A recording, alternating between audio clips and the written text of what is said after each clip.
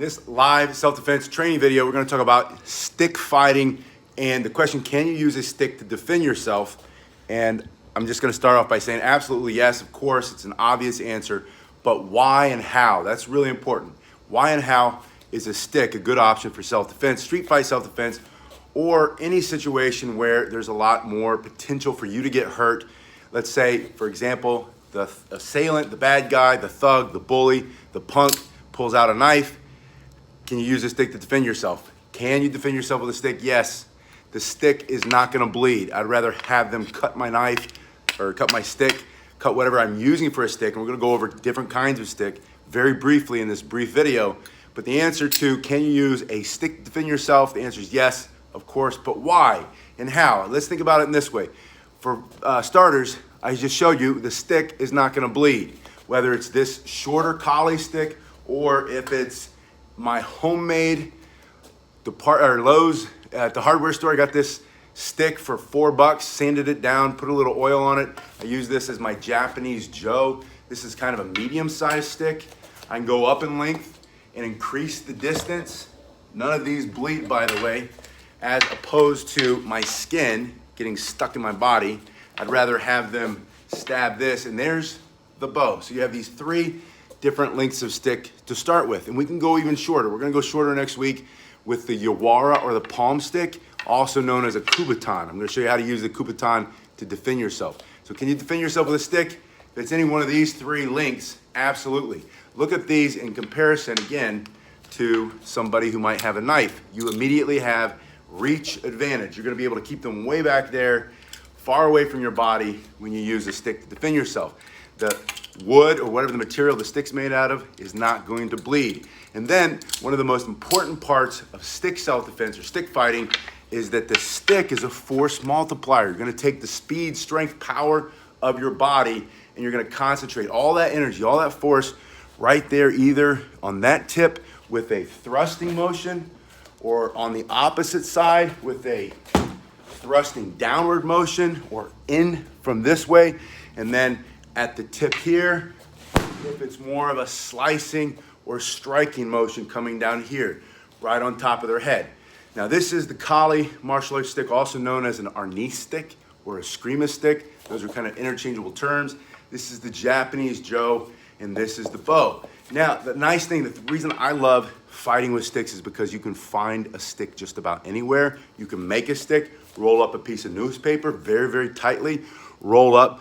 Yeah, this is just, it's funny. I've had this one forever. Brandon says, good to see you. Fistful of Podcast said, are the stickers on the end? Yeah, it's just a brand, Pro Force. That's that old Asian world of martial arts. This thing is over 20 years old, and it's unpeeled rattan. Unpeeled rattan. Just a real quick lesson. When you go to buy a stick, if it says rattan or unpeeled rattan, I'll show you one of the other reasons I love it. It says made in Taiwan. That's free China, not communist China. It's free China. Not that that matters, but it matters to me a little bit. Yeah, so these are extremely popular, easy to learn how to fight with. Learn how to fight with one of these, and then if you're out and about, you're at a restaurant, and thugs are coming down the street, pulling people out, trying to fight them, and you don't know how to defend yourself, or you don't want to go hand to hand. Maybe they've got a knife, maybe they've got a skateboards. People are attacking people with skateboards a lot. You pick up a stick, a spatula, any type of improvised stick. If you've trained with a Kali martial arts stick or a escrima Arnis, now you know how to effectively defend yourself with a stick this length. This is about the length of the tip of my finger into that shoulder joint. And that's the Kali Arnis escrima stick.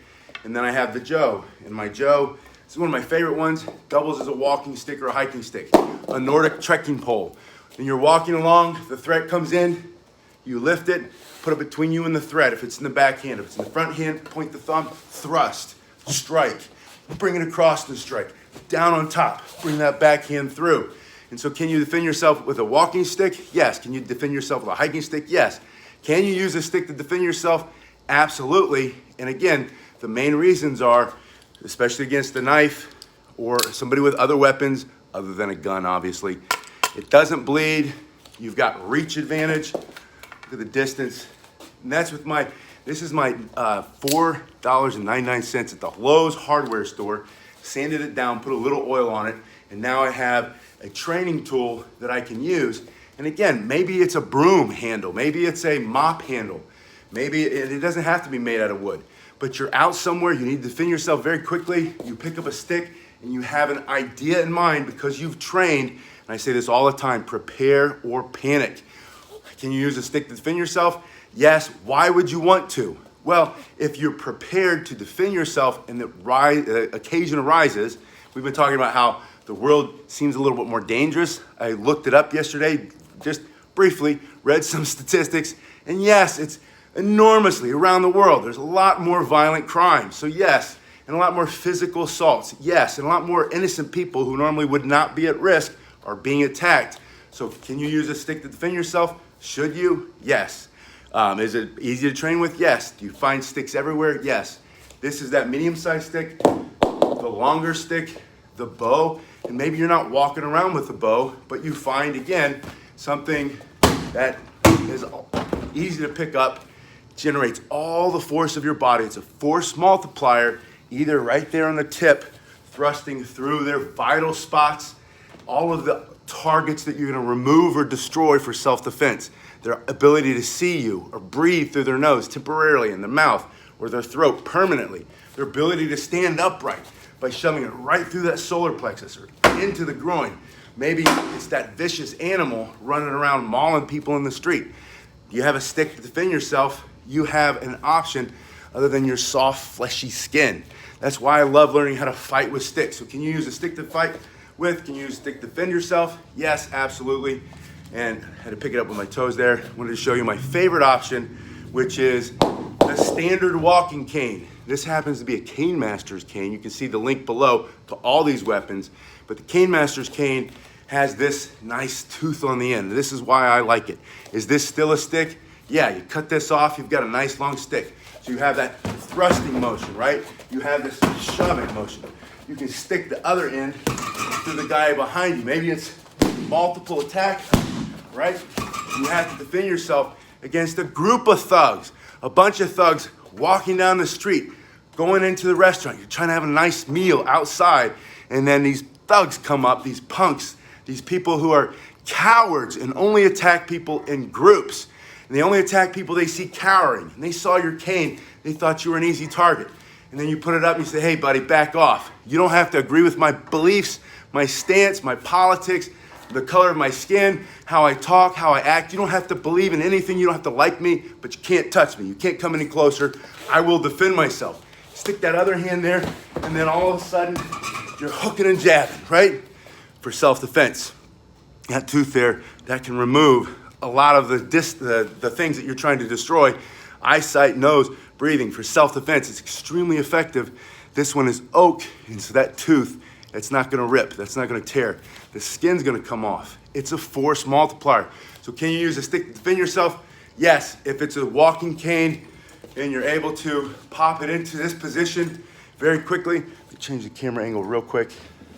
And I apologize, I'm talking kind of fast, but I have a lesson coming up and I'm getting more people coming to me for self-defense. And people are saying to me, I just don't feel safe like I used to pre-COVID. And I said, I get it, I see it. They're telling us all the time, don't feel safe. We see it, we hear the stories. I don't know if it's real, but I do know it's better to prepare than to panic. And it's good for your health, right? You're gonna improve your health by getting in shape to defend yourself. Ideally, you'll never have to physically harm another human being in self-defense. But if you have to, if it's you or them, if it's your family or some group of thugs, punks, I'd rather have a stick in my hand. And so can you use a stick to defend yourself? Absolutely. This is his groin. He's walking in. He's coming up real fast. Again, multiple attackers. Pop that up real quick. Take it in, thrust through. You can slide this up, rip some of that skin off, jam that right into the body, bring it down to a leg, come through to the face, creating distance, moving with speed and power, coordination. If you have to, lean on the stick. Smash them with your hand if you have to. But I want you to see that you can defend yourself with a stick. The question is, can you defend yourself with a stick? Absolutely, yes. I want to go back to my first stick, though, which is the Kali martial arts stick. And the reason that I want you to see this one first is almost all of the strikes, the techniques that you're gonna learn how to use for self-defense with the other sticks you can do with a shorter version.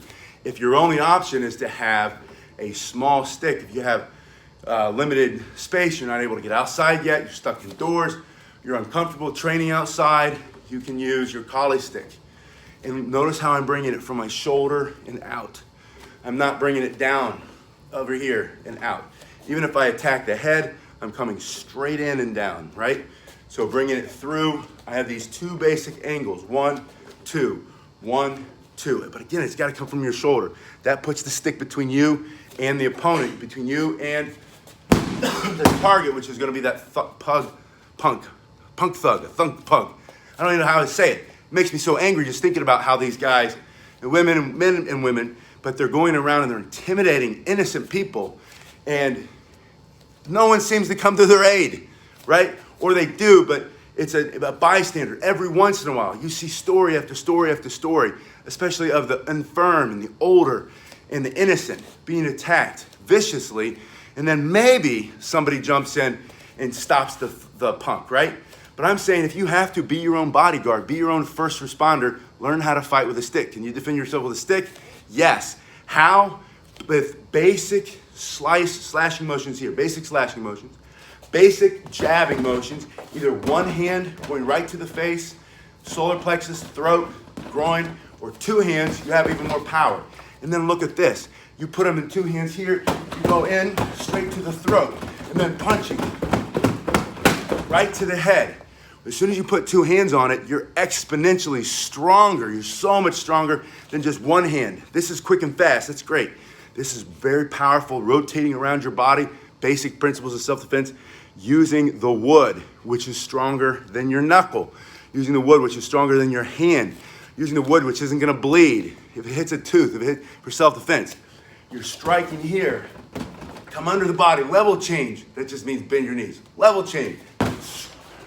Your whole body in, however much you weigh, concentrated here at the tip, two hands, and you knock him back, you knock him down.